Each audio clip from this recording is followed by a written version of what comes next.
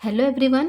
सध्या इयत्ता 12वी आणि 10वीची एक्झाम सुरू आहे आणि ऑलमोस्ट आता 12वीची एक्झाम संपतच आलेली आहे. आता 12वीच्या एक्झाममध्येच आय टीचा एक पेपर असतो आणि तो ऑनलाईन पद्धतीने घेतला जातो. तर आय टीचा ज्यावेळेला ऑनलाईन पेपर असतो तर त्याचा इंटरफेस कशा पद्धतीने असतो हे बहुतांश मुलांना माहिती नसतं. सो मॉक टेस्ट कंडक्ट केली जाईल. तर त्या मॉक टेस्टच्याद्वारे तुम्हाला कळेलच की नक्की त्याचा इंटरफेस कसा असतो आणि आपण कशा पद्धतीने ते क्वेश्चन्स सॉल्व्ह केले पाहिजेत. सो एक शॉर्टमध्ये मी तुम्हाला त्याचा इंटरफेस 12वीच्या आय टीच्या पेपरचा इंटरफेस मी तुम्हाला आत्ता मॉक टेस्टसाठीचा, ही काही कोणती फायनल एक्झाम नाही आहे. जसं प्रिव्हियस इयरचे क्वेश्चन्स पेपर आपण सोडवतो त्याच पद्धतीने आय टीचा पेपर कशा पद्धतीचा असू शकतो, म्हणजे त्याचा इंटरफेस नक्की काय असतो हे फक्त तुम्हाला जाणून घेण्यासाठी मी हा व्हिडिओ तुम्हाला पाठवत आहे. सो इथे तुम्ही ज्यावेळेला मॉक टेस्ट देता आय टीच्या एक्झामसाठीची, फायनल एक्झामच्या अगोदर तुमची एक मॉक टेस्ट असते. सो त्या मॉक टेस्टच्या वेळेला ज्यावेळेला तुम्ही लॉग इन करता तुमच्या यूजर आय डीने, त्यावेळेला लॉग इन केल्यानंतर तुमच्यासमोर असा एक इंटरफेस येईल. तर त्यामध्ये टोटल नंबर ऑफ 8 क्वेश्चन्स असतील. म्हणजे इथे तुम्हाला दिसत असेल की क्वेश्चन नंबर 1, 2, 3, 4, 5, 6, 7 अँड 8. तर क्वेश्चन नंबर 1 असतो तो फिल इन द ब्लँक्स असतो 10 मार्कासाठी. यामध्ये तुम्हाला हा समोर असा एक क्वेश्चन दिसतो आणि त्याच्या पुढे एक तुम्हाला कॉलम दिलेला असतो, त्याच्यामध्ये तुम्हाला ॲन्सर टाईप करायचं असतं. म्हणजे input type is equal to dash defines a week and year control. मग याचं फिल इन द ब्लँकचं ॲन्सर काय आहे, तर ते तुम्हाला पुढे ॲन्सर टाईप करायचा आहे ऑनलाईन. हा पेपर रिटन फॉर्मॅटमध्ये नाही आहे, तो तुम्हाला ऑनलाईनच टाईप करावा लागतो. इथे सेम सेकंड क्वेश्चन जो काय आहे त्याचा ॲन्सर जे काही असेल ते तुम्हाला पुढच्या नेक्स्ट कॉलममध्ये तुम्हाला ते ॲन्सर टाईप करावं लागतं. हा झाला फर्स्ट क्वेश्चन. आता फर्स्ट क्वेश्चन नंतर तुम्हाला सेकंड क्वेश्चन कोणता असतो, तर तो असतो क्वेश्चन नंबर 2 असतो, तो ट्रू अँड फॉल्ससाठी असतो.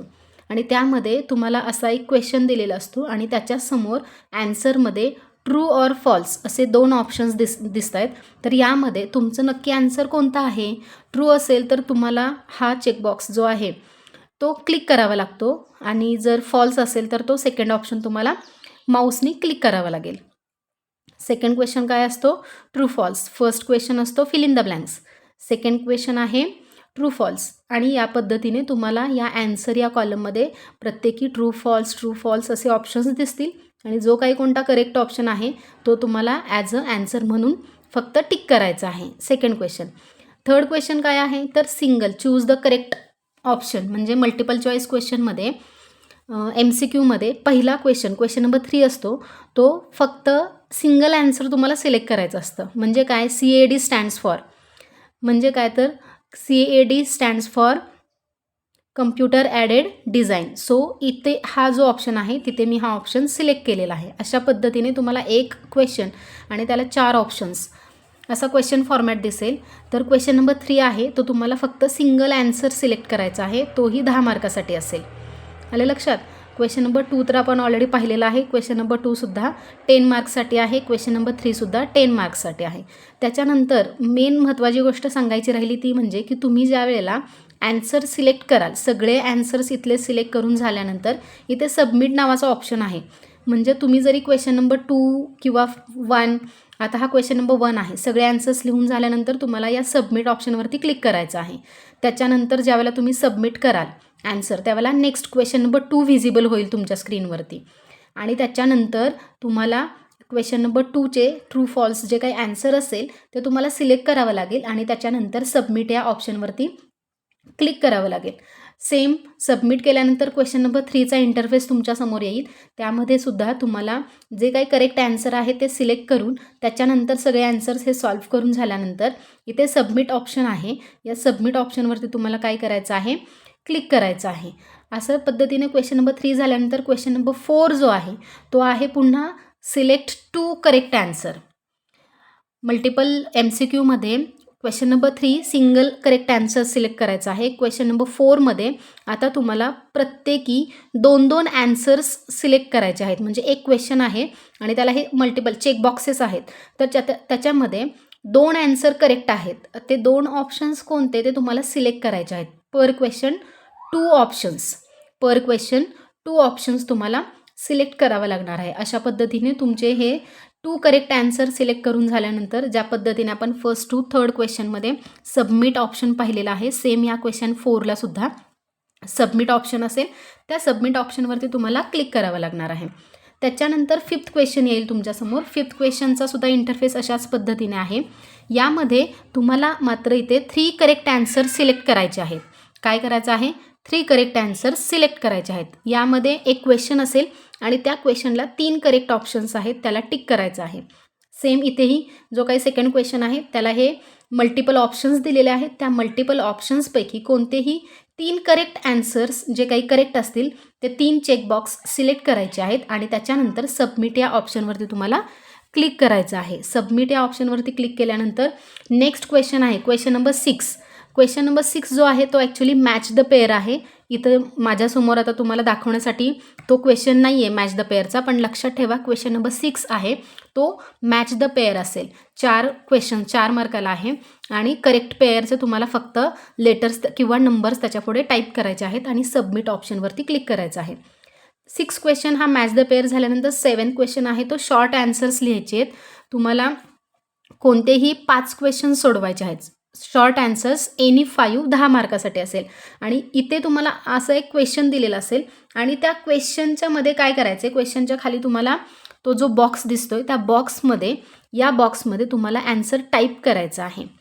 या बॉक्समध्ये काय करायचं आहे, तुम्हाला ॲन्सर टाईप करायचा आहे. इथे तुम्ही स्क्रॉल बारसुद्धा व्हिजिबल आहे, तुम्ही त्याला स्क्रॉल डाऊन करून तुम्ही नेक्स्ट क्वेश्चनसुद्धा चेक करू शकता.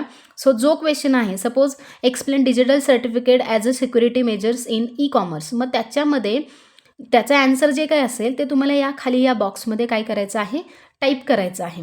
अशा पद्धतीने क्वेश्चन नंबर 7 आहे तो शॉर्ट ॲन्सर्स आहेत आणि एनी 5 फक्त 5 क्वेश्चन्स तुम्हाला त्या 5 क्वेश्चनचे ॲन्सर्स तुम्हाला टाईप करायचं आहे आणि ते ॲन्सर सबमिट करायचं आहे. आणि क्वेश्चन नंबर 7 हा आहे तो पुन्हा 10 मार्क्ससाठी आहे. क्वेश्चन नंबर 7 ज्यावेळेला तुम्ही सबमिट कराल त्याच्यानंतर लास्ट क्वेश्चन असेल क्वेश्चन नंबर 8. लास्ट क्वेश्चन आहे तो क्वेश्चन नंबर 8. आता या क्वेश्चन नंबर 8मध्ये काय आहे तर तुम्हाला इथे प्रोग्राम टाईप करायचा असतो. मग क्वेश्चन नंबर 8 जो आहे त्याच्यामध्ये ए आणि बी असे 2 ऑप्शन्स असतील. म्हणजे write any one from question number 8A and any one from question number 8B. म्हणजे 8A आणि 8A असे 2 क्वेश्चन्स आहेत. सुरुवातीचे हे 2 क्वेश्चन्स आहेत. या 2पैकी तुम्हाला कोणताही एक सोडवायचा आहे. त्याच्यानंतर तिसरा आणि चौथा क्वेश्चन 8B आणि पुन्हा क्वेश्चन 8B आणि उरलेल्या 2पैकी क्वेश्चन 8B पैकी तुम्हाला एक क्वेश्चन सॉल्व्ह करायचा आहे. म्हणजे 8A एक करायचा दोन्हीपैकी आणि 8Bचे 2 क्वेश्चन्स असतील त्या Bमधून पुन्हा कोणताही एक क्वेश्चन. असे क्वेश्चन नंबर 8मध्ये तुम्हाला 2 प्रोग्राम्स टाईप करायचे आहेत. मग प्रोग्रामिंगसुद्धा आहे. सो या सेम एक क्वेश्चन दिलेला असतो आणि त्या क्वेश्चनच्या खाली तुम्हाला एम्प्टी स्पेस आहे, बॉक्स दिसतोय. तर त्या बॉक्समध्ये तुम्हाला काय करायचं आहे तर जो काही प्रोग्राम आहे जो कोड असेल तो तुम्हाला इथे टाईप करायचा आहे. क्वेश्चन 8Aचा एक कोड टाईप करा आणि क्वेश्चन 8Bचा एक कोड तुम्ही टाईप करून ते पूर्ण झाल्यानंतर तुम्ही सबमिट करू शकता. तुम्हाला जर एखादा क्वेश्चन येत नसेल तर तुम्ही तो स्किप करून नेक्स्ट क्वेश्चनसुद्धा सॉल्व्ह करू शकता. परंतु सॉल्व्ह केलेले क्वेश्चन हे ग्रीन मार्कमध्ये दिसतील आणि राहिलेले क्वेश्चन हे रेड कलरमध्ये दिसतील. मग तुमच्या लक्षात येईल की आपले सगळे क्वेश्चन सॉल्व्ह करून झालेले नाही आहेत. मग अशा वेळेला तुम्ही काय करायचं, जो रेड क्वेश्चन आहे त्या फक्त क्वेश्चनवरती क्लिक केल्यानंतर तुम्हाला तो क्वेश्चन पुन्हा रिसॉल्व्ह करता येईल आणि नंतर तुम्हाला त्याचं फायनल सबमिशन करायचं आहे. पण फायनल सबमिशन करायच्या अगोदर तुमचा question number 1, 2, 3, 4, 5, 6, 7 till 8 all question answers तुम्ही सोडवणं गरजेचं आहे. हे सगळं सॉल्व्ह करून झाल्यानंतर तुमची 12वीची ITची ऑनलाईन जी एक्झाम असते 80 मार्क्सची ती सक्सेसफुली कंप्लीट होऊ शकते. काही अवघड नाही आहे. मी फक्त तुम्हाला इंटरफेस दाखवलेला आहे. हे काही फायनल क्वेश्चन्स नाही आहेत. हे काही फायनल एक्झाम म्हणजे अगदी 12वीच्या ITच्या पेपरचेच हे क्वेश्चन्स आहेत असं नाही. मी फक्त तुम्हाला ॲज अ एक्झाम्पल म्हणून इंटरफेस दाखवलेला आहे की क्वेश्चन नंबर 1 कशा पद्धतीने म्हणजे त्या एक्झामचा इंटरफेस कशा पद्धतीने येतो म्हणून मी क्लिअर विंडोही तुम्हाला दाखवली नाही आहे. फक्त क्वेश्चन फॉर्मॅट किंवा त्याचा इंटरफेस कसा असतो हे दाखवण्यासाठीच मी तुम्हाला फक्त हे क्वेश्चन्स दाखवलेले आहेत. सो 12वीच्या आय टीच्या एक्झामसाठीची तयारी म्हणून हा इंटरफेस तुम्ही तुमच्या लक्षात ठेवा, की तुमची मेंटॅलिटी तुम्ही करून घ्या, की बाबा असा इंटरफेस असतो. क्वेश्चन नंबर 1 to 8 असतात आणि आपल्याला क्वेश्चन नंबर 1मध्ये फिल इन द ब्लँक्स, 2मध्ये true false, question number 3 single answer correct, question number 4 2 answer correct, question number 5 3 answer correct, question number 6 match the pair, question number 7 short answers any 5 आणि क्वेश्चन नंबर 8 write a program. त्याच्यामध्ये question 8A आणि question 8B एपैकी एमध्ये 2 questions असतील, त्यातला एक सोडवायचा आहे आणि बीमध्ये 2 क्वेश्चन्स असतील, त्याच्यातला एक प्रोग्राम तुम्हाला सोडवायचा आहे. अशा पद्धतीने 80 मार्क्सचा हा आय टीचा ऑनलाईन पेपर असणार आहे. मॉक टेस्ट ज्यावेळेला कंडक्ट केली जाईल त्यावेळेला तुमच्या एकदम प्रॉपर इंटरफेस लक्षात येईलच, परंतु फक्त आपल्यासमोर एक छोटीशी आयडिया मी तुम्हाला दिलेली आहे, की आय टीची ऑनलाईन जी असते एक्झाम 12वीची बोर्डाची ते नक्की कशी असते, तर ही अशा पद्धतीने असू शकते. सो आता तुमचे जॉग्राफीचा एक 7 मार्चला पेपर असेल, त्याच्यानंतर तुमचा आय टीचा ऑनलाईन पेपर असेल 80 मार्क्ससाठी. सो राहिलेल्या पेपरसाठी ऑल द बेस्ट. थँक्यू.